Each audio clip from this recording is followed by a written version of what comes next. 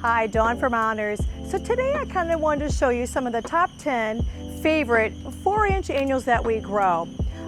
We grow a lot more than 10, but I want to show you my top 10 that I really like. My first one, makes it every year, is called Angelonia. Angelonia kind of looks like a snapdragon. This plant's going to get about this tall, and it's going to have all these branches, and it has beautiful, beautiful blooms on it. It blooms its head off. That's the really great thing about summer annuals. You're going to get blooms all summer long, not like a perennial where you're going to get a bloom maybe 1 or 2 weeks out of the year. But an Angelonia comes in 4 or 5 different colors that we grow it in. And you probably will walk right past it in early spring because it doesn't bloom till almost June. So a lot of people are not aware of it. So it looks kind of on that French countryside, which is my true love. So I normally do it in the pink or the white, and there's a purple and a blue that looks great too.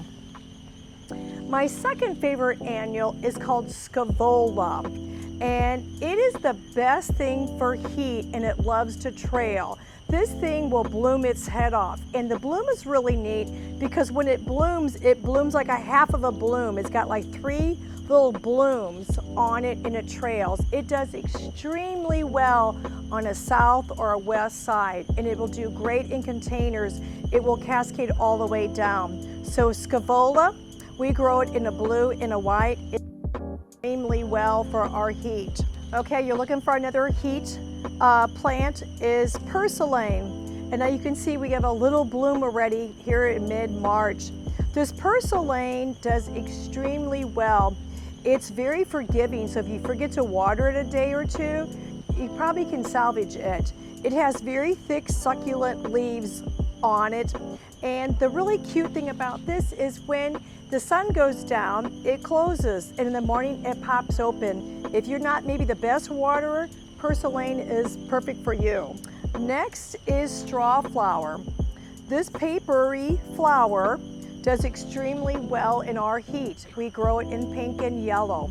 And straw flower, though, is not forgiving as Purslane was. You're going to have to keep this watered. But the blooms are so neat on it. I like it because I like the texture on it. And it works great as a cut flower. That if you want to bring the cut flower in, they work great for that. Or if you want to dry your own flower, it works extremely well for that. Next is Lantana. It's try and true, and everyone has very good luck with Lantana. We grow about 6 different colors on it. As you know, it's going to trail beautiful. It works great in containers or baskets, and it does extremely well on our heat that we experience here in our summer. And it's going to be a good one. It's a very, very good one. The next is any type of salvia that we grow does extremely well in our heat. And this particular one is called Purple and Bloom. Purple and Bloom, I did a series on it a couple years ago, talking about hummingbirds. This is one of the biggest hummingbird drawer ever. We could be sitting in the patio, and when I had this out there, we will actually get dive bombed by hummingbirds. So you have to kind of pay attention where they're heading because they are intense about getting this. It blooms its head off. Now this one particular plant could possibly get this big. So it really does extremely well, and it wants full sun. The next one is Verbena. Verbena does well also in full sun. And I love Verbena because it will trail beautiful in bloom. Beautiful blooms on the ends of this, very showy. But Verbena is very picky. You have to make sure you don't underwater it. If you let it dry out, you just need to cut it back and let it regrow out again, because if it dries out too much, it quits blooming. It's too stressed out. So if you get in the habit of trimming it back a little bit, it will shoot off another 2 sprouts, and so hopefully you'll get 2 blooms at the end. But it does great in containers and baskets also. And we probably have like 5 or 6 different colors on it. It's probably one of the little bit more pickier ones that we probably have. Then my next one is Macedonian.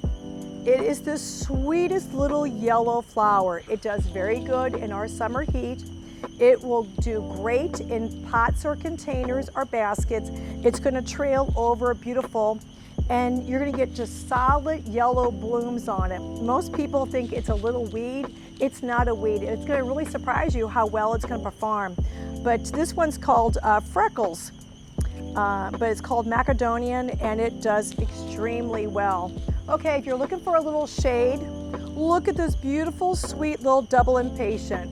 It looks like a little rose, but it's a double impatient. Double impatients do extremely well. Morning sun or a little bit of afternoon sun. They don't want full sun.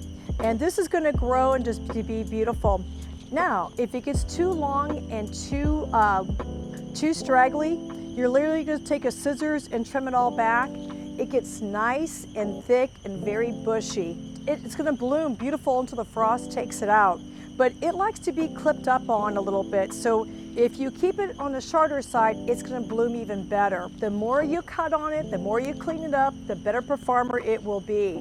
So it's kind of important to always clean things up and deadhead things along the way. Okay, and my last, number 10, is called icicles.